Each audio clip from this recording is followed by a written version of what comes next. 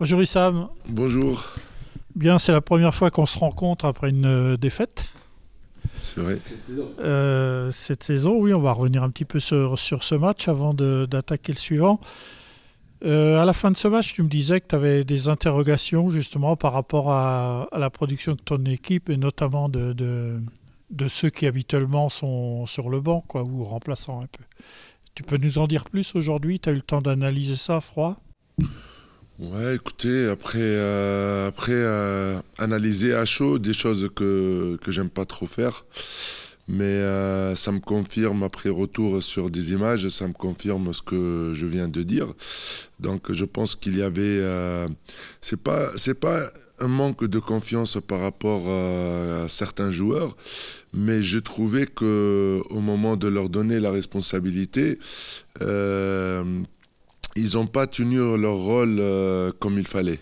Donc, est-ce que c'est parce qu'on a raté notre match, quelque chose qui peut arriver à n'importe quel joueur, ou est-ce que il y a encore du travail pour évoluer. Donc pour moi, sur l'instant T, je trouvais qu'on a raté notre match.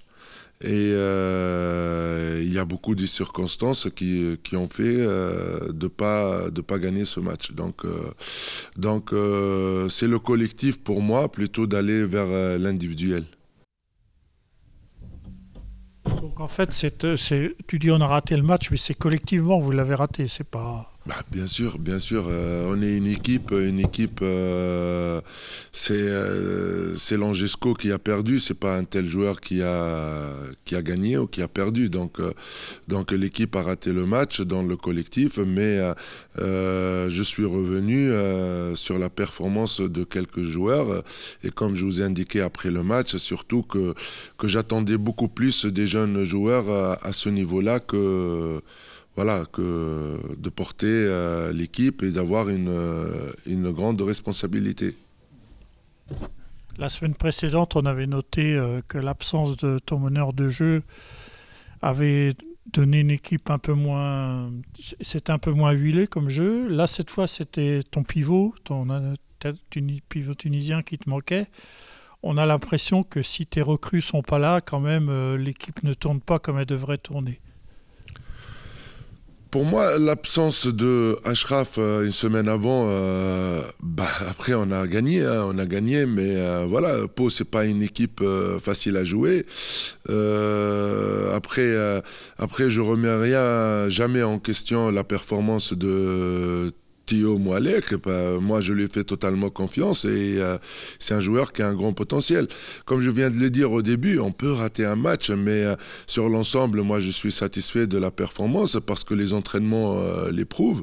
Après, sur ce dernier match, pour moi, oui, l'absence vraiment a pesé de Fares sur les deux côtés de terrain. Donc, tant que sur le plan défensif, tant que sur le plan offensif, vu la qualité du jeu produit par notre jeune pivot Gaspard, bah, je dis que l'absence de Fares aujourd'hui a pesé sur la performance de samedi dernier. Pour en rester, pour continuer peut-être sur les causes de cette défaite, est-ce que cette équipe, alors on ne va pas parler de suffisance, mais en tout cas, est-ce que cette équipe qui était habituée à gagner depuis le début de la saison n'a pas pris, peut-être de façon inconsciente, hein, le match un peu par-dessus la jambe, sans prêter autant de nation? Vous jouiez une équipe mal classée. Bon, toi, tu nous avais dit, attention, c'est une équipe mal classée, il va falloir ne pas la négliger. Mais est-ce que tu ne penses pas que ton collectif, alors ça n'enlève pas hein, le fait qu'il te manque peut-être des joueurs, que tout le monde n'a pas répondu présent, mais qu'il y a eu aussi ça collectivement, que psychologiquement, on était peut-être Si, un peu dans la facilité. S'il y a quelque chose, je fais totalement confiance à mon groupe, c'est leur niveau d'investissement et professionnalisme. Donc ça, je leur félicite tous par rapport à ça. Mais je reviens sur les facteurs qui ont causé cette défaite, parce que je peux tirer un coup de gueule sur ça par rapport au niveau d'arbitrage qui était mis pour arbitrer ce match. Pour moi, ils n'étaient pas à la hauteur estimée de siffler un match de NA Elite. Je ne parle pas de nos côtés et je ne démérite pas le match gagné de Martigues, qu'ils méritent bien leur victoire. Par contre, c'est des deux côtés où on a vu un niveau d'arbitrage catastrophique. Donc, ce qui a mis beaucoup plus nous en difficulté, parce que j'ai trouvé que mon groupe, il était trop énervé, et ce qui a causé leur sortie du contexte et leur déconcentration du match. Donc ça nous a beaucoup perturbés, même de temps en temps moi, parce que j'étais seul sur le banc et des fois j'ai vu des comportements même de délégués de match qui sont pas dignes d'arbitrer ou de déléguer un match de NA. Un arbitre, un délégué qui provoque les joueurs sur le banc, pour moi c'est voilà. Donc je trouve beaucoup de facteurs qui ont causé et de causer cette défaite du côté négatif plutôt dans notre camp. Quand tu parles comme ça d'arbitrage, ça me fait penser à certaines réflexions. Est-ce que justement, c'est pas aussi l'apanage d'un leader de savoir passer au-dessus de ces arbitrages qui parfois peuvent être effectivement défavorables? Ça doit faire aussi partie de l'expérience ou de la pratique d'un leader, de passer outre. J'ai jamais, dans mes commentaires ou dans mes interviews, parlé d'arbitrage. Mais quand il fallait, je l'ai dit. Je sais que moi aussi, je suis un peu excitant sur les arbitres, mais sincèrement, là, je parle d'un niveau exigence professionnelle. Quand on met de l'exigence pour les clubs par rapport à ce championnat, ben, on ne jette pas n'importe quel arbitre pour arbitrer un match de NA Elite. Donc, s'il y a de l'apprentissage, il y a des matchs pour apprendre, mais pas sur une poule élite professionnelle. Donc, ça, c'est une parenthèse à mettre. Mais dans ma carrière et dans mes interviews en tant qu'entraîneur, j'ai jamais mis en cause la prestation d'un arbitre ou voilà. Je fais totalement confiance au corps arbitral, mais par rapport à ce match-là, sincèrement, j'ai trouvé un niveau catastrophique. C'est pas de mon côté seulement, mais aussi du côté de l'adversaire aussi. C'est l'ensemble d'un match. Après, comme j'ai dit, ça est revenu sur le plan négatif sur nous pour déconcentrer mes joueurs et sortir de leur match. Et j'ai jamais vécu un match de telle manière sifflé et même délégué. Donc un délégué que je ne comprends pas ses réactions, parce que malheureusement, il n'y a pas Denis avec moi sur le banc pour surveiller, mais moi aussi, à certains moments, j'étais aussi sorti de mon match. Donc j'ai pas l'œil partout, mais j'essaie d'avoir l'œil partout. Voilà, donc ce que je veux dire, c'est une poule professionnelle ou un championnat professionnel, c'est au minimum digne être arbitré par des arbitres qui ont le niveau de NA estimé. Avant qu'il y ait d'autres questions à poser on va basculer sur le match qui arrive, la réserve du PSG, qu'on ne sait pas trop laquelle ce sera finalement, puisque ça varie d'un week-end à l'autre. Pour vous, vous avez réussi justement à oublier ce match, hein, une défaite. Bon, voilà, vous n'allez pas le refaire le match, donc vous avez réussi à oublier, à vous reconcentrer un petit peu sur votre objectif et ce match. Ben, la première chose, quand je suis revenu après ma formation le mardi après-midi, la première chose qu'on a eu une réunion avec les joueurs, c'est pas une réunion de crise ou n'importe, mais c'est question de fermer la parenthèse de match Martigues. Un objectif qu'on a mis en place de finir la mi-saison invaincu, c'est arrivé la défaite. Maintenant, il faut se projeter vers l'avant. Il ne faut pas que ce match-là reste un point noir part pour nous, il faut vraiment l'oublier vite et il faut se projeter vers l'avenir et le prochain match à partir du prochain match contre la réserve du PSG. Donc ça, on a plié cette page.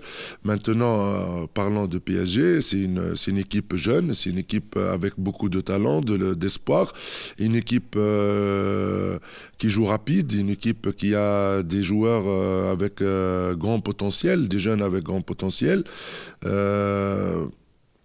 Ils ont prouvé au début de la saison qu'ils avaient une très bonne équipe. Maintenant, comme vous l'avez dit, de temps en temps, ils essayent de changer et leur performance, elle est un peu bas.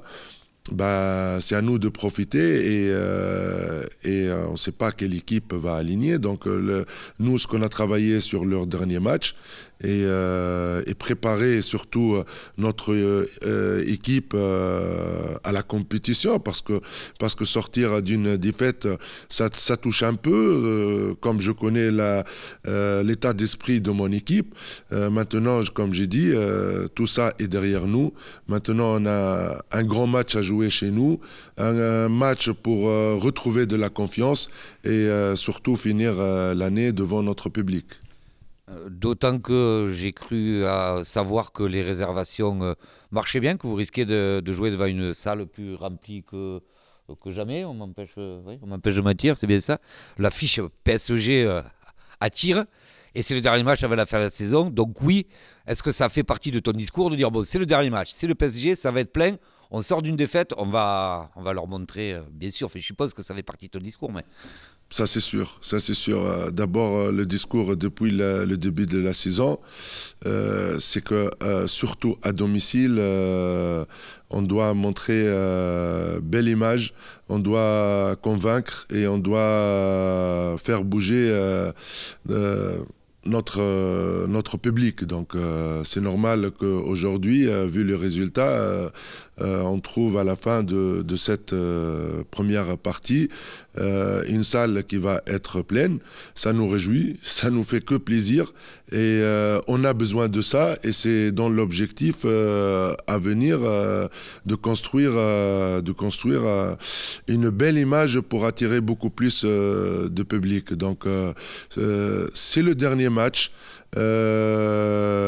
L'obligation, je vais dire, de produire du jeu et de gagner, ça c'est, il n'y a pas question sur ça, c'est notre objectif tout le temps, et aussi montrer que le match de Martigues, c'était un faux pas.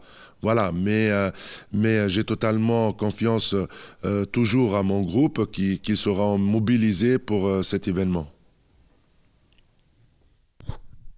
Et bon, ça a impacté un petit peu malgré tout sur votre comportement à Martigues. Au niveau de l'effectif, on en est où pour ce dernier match? Ça va être la fête totale, tu vas voir tout le monde? J'aurai tout le monde, oui, à part Eshmi, voilà. À part Eshmi qui est encore un peu de temps pour récupérer. Tout le monde apte, tout le monde en bonne forme. Comme j'ai dit, il reste encore 2 séances d'entraînement. On ne sait pas qu'est-ce qu'il arrive après. Mais pour l'instant, j'ai tout l'effectif à ma disposition. Merci, Sam. Merci. Je disais donc bonjour Williams. On vient d'entendre le coach là et moi j'ai envie de savoir un petit peu, comme tu es le capitaine de ce groupe, un petit peu quelle est l'ambiance, dans le groupe après cette défaite et si justement on peut s'attendre à une grande réaction de ce groupe. L'ambiance après le match, il y avait forcément de la déception. On a perdu le match mais on voulait le gagner et c'est normal, on avait un objectif, comme Lisa m'a pu le signaler tout à l'heure, un objectif de terminer invaincu jusqu'à la mi-saison. On a échoué, donc il y avait forcément de la déception. Mais aujourd'hui, voilà, on sait très bien que ça pouvait arriver, on le savait. On savait très bien que le plus important, c'était de rebondir. Voilà, j'ai eu un discours après le match pour ne cacher aucun secret. Voilà, c'est que l'important, c'est de rebondir. Ce match-là, on ne va pas y rester... on ne va pas rester focus dessus pendant une semaine entière parce que forcément ça arrive vite. Là on a un match de PSG à jouer et qui est important. Et donc tu as senti que ça répondait derrière là dans la semaine à ce discours. Les joueurs sont remontés un peu, comme on dit. Oui.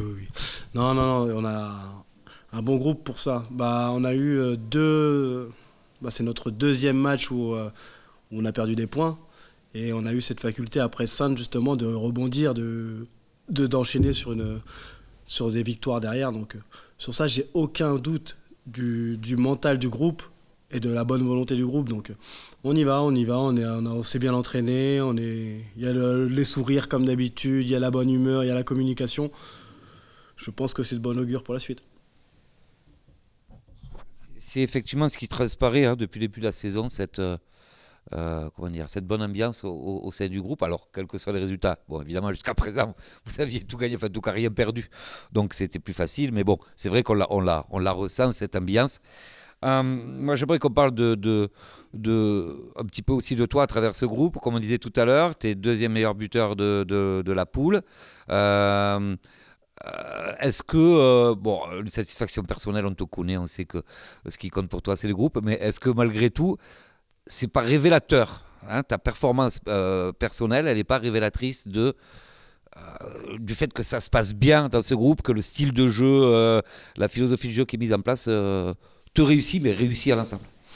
Oui, je pense que dans ce groupe-là, il y a des joueurs qui arrivent à tirer leur épingle du jeu individuellement.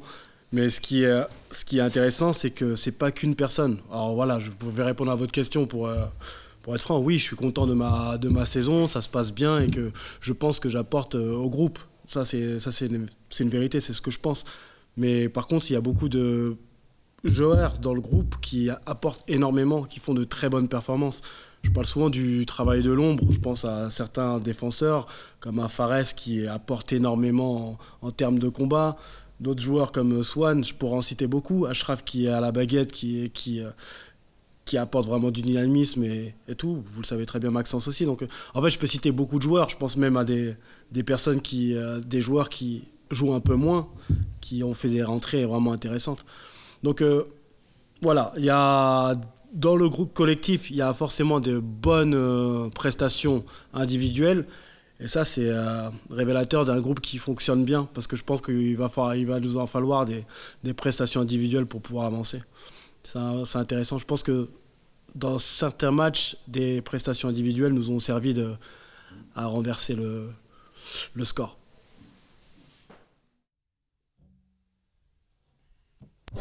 On voit effectivement depuis le début de l'année en particulier la contre-attaque, l'arrêt de Max. Bon, en règle générale, c'est lui qui joue et tu repars. On a l'impression que ce ballon, il est aimanté, qu'il arrive dans ta main. C'est quelque chose que vous faites beaucoup à l'entraînement parce que ça devient tellement, ça nous paraît tellement facile. Ouais, c'est travaillé. C'est vrai qu'on en a discuté un peu avec les gardiens. Sur ma course, sur la manière de relancer, on en a discuté. Forcément, on sait que ça peut être une arme qui peut nous apporter du but facile, entre guillemets, parce on sait qu'il faut le marquer quand même. Mais voilà, il y a du travail derrière, puis il y a une bonne relation qui fait qu'on se trouve bien.